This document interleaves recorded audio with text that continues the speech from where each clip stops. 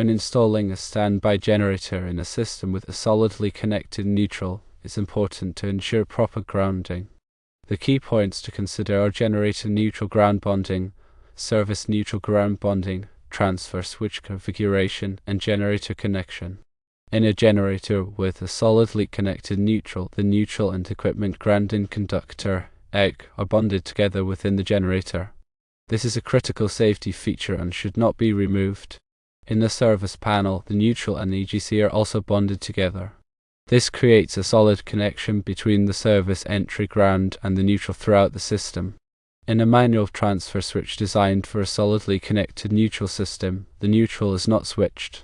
This means that the generator's neutral will be directly connected to the service neutral when the generator is connected.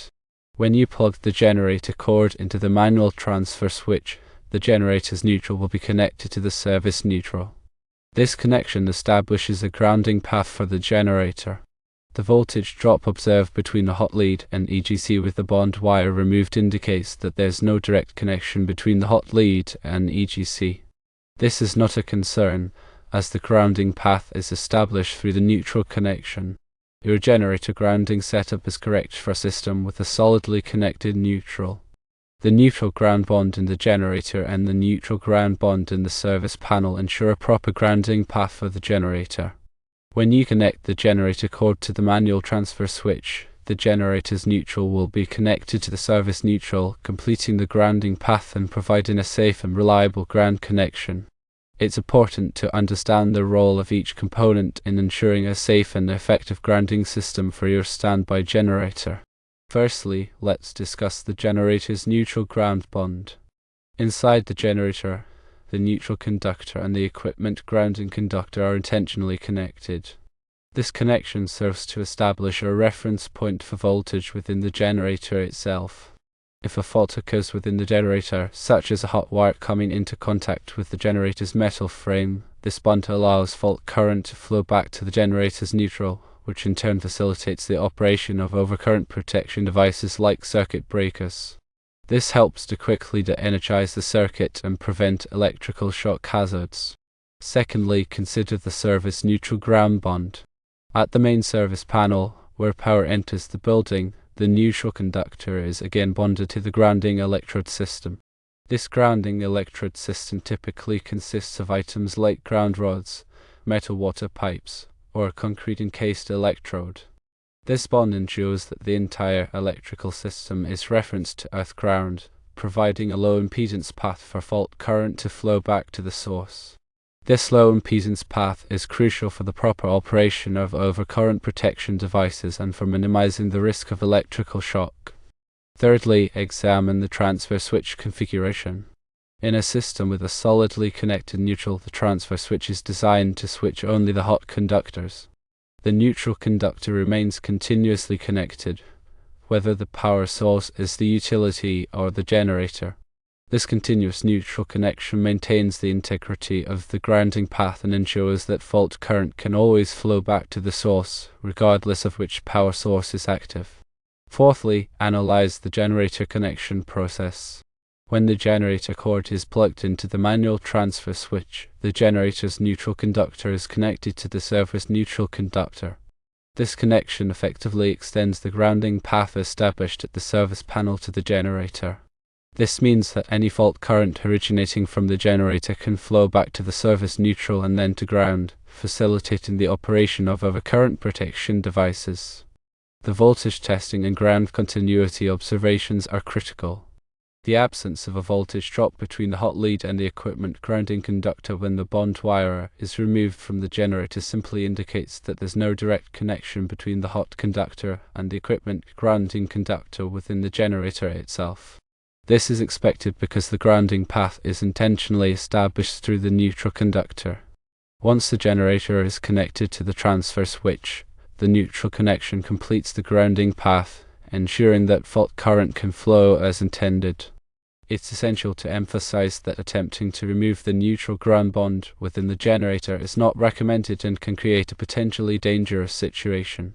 With the neutral ground bond removed, there is no effective path for fault current to flow back to the source, which can prevent overcurrent protection devices from operating correctly. This can increase the risk of electrical shock and equipment damage. For instance, if a hot wire were to come into contact with the generator's metal frame with the neutral ground bond removed, the generator's frame would become energized, potentially exposing anyone who touches it to a dangerous voltage.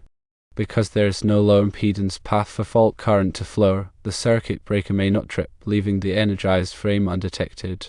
In summary, the grounding configuration for a standby generator with a solidly connected neutral is designed to ensure electrical safety and to facilitate the proper operation of overcurrent protection devices. The neutral ground bond at the generator, the neutral ground bond at the service panel, and the continuous neutral connection through the transfer switch all work together to create a reliable and effective grounding system. By understanding the purpose of each component and by ensuring that the system is installed and maintained correctly, you can help to minimize the risk of electrical hazards and ensure the safe operation of your standby generator. Here are some additional details to further clarify the grounding concepts. Firstly, impedance refers to the opposition to the flow of alternating current in an electrical circuit. It is similar to resistance in a direct current circuit, but it also takes into account the effects of capacitance and inductance. A low impedance path is desirable for grounding because it allows fault current to flow easily back to the source, facilitating the operation of overcurrent protection devices. Secondly, overcurrent protection devices are components like circuit breakers and fuses. Their primary function is to protect electrical circuits and equipment from damage caused by excessive current flow, such as during a short circuit or an overload. When fault current flows through the grounding path, it causes the overcurrent protection device to trip, interrupting the circuit and preventing further damage. Thirdly, a short circuit is an abnormal condition in an electrical circuit where current flows through an unintended path with very low impedance. This can occur when a hot wire comes into contact with a neutral wire, a ground wire, or a metal enclosure. Short circuits can cause a rapid increase in current flow, which can lead to overheating, fire, and equipment damage. Fourthly, an overload is a condition where an electrical circuit is carrying more current than it is designed to handle. This can occur when too many devices are connected to a single circuit or when a device is drawing more current than it should. Overloads can cause wires and equipment to overheat, which can lead to insulation damage, fire, and premature equipment failure. Fifthly, electrical shock is a dangerous condition that occurs when a person comes into contact with an energized electrical conductor or component. The severity of an electrical shock depends on several factors, including the voltage, the current, the duration of contact, and the path the current takes through the body.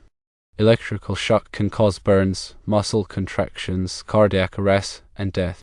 Sixthly, equipment damage can occur as a result of short circuits, overloads, and other electrical faults. Excessive current flow can cause components to overheat, melt, and fail. Electrical arcs can also cause damage to insulation and other materials. Seventhly, a concrete encased electrode is a grounding electrode that consists of a length of bare copper conductor encased in concrete that is in direct contact with the earth. This type of electrode is often used in new construction and is considered to be a very effective grounding method. Eighthly, a ground rod is a grounding electrode that consists of a metal rod driven into the earth. Ground rods are typically made of copper or copper-clad steel and are used to provide a connection to earth ground. Ninthly, a metal water pipe is a grounding electrode that consists of a metallic water pipe that is in direct contact with the earth. This type of electrode is often used in older buildings, but it is becoming less common due to the increasing use of plastic water pipes. Tenthly, the grounding electrode system is the complete assembly of grounding electrodes and connecting conductors that are used to connect an electrical system to earth ground. The grounding electrode system is designed to provide a low impedance path for fault current to flow back to the source, facilitating the operation of overcurrent protection devices. To further elaborate on the specific components and their functions, firstly, the equipment grounding conductor, or EG, is a wire that connects the non-current carrying metal parts of electrical equipment to the grounding system. This includes things like the metal chassis of appliances, the metal enclosures of electrical panels, and the metal conduit that carries electrical wires. The EGC provides a low impedance path for fault current to flow back to the source, helping to trip circuit breakers and prevent electrical shock. Secondly, a neutral conductor is a current carrying conductor that provides a return path for current from the load back to the source.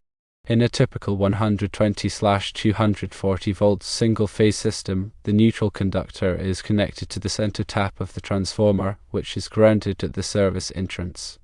Thirdly, the hot conductor is a current-carrying conductor that provides the supply of power from the source to the load. In a typical 120/240 volt single-phase system, there are two hot conductors, each carrying 120 volts with respect to the neutral conductor. Fourthly, the service entrance is the point where electrical power enters a building from the utility grid.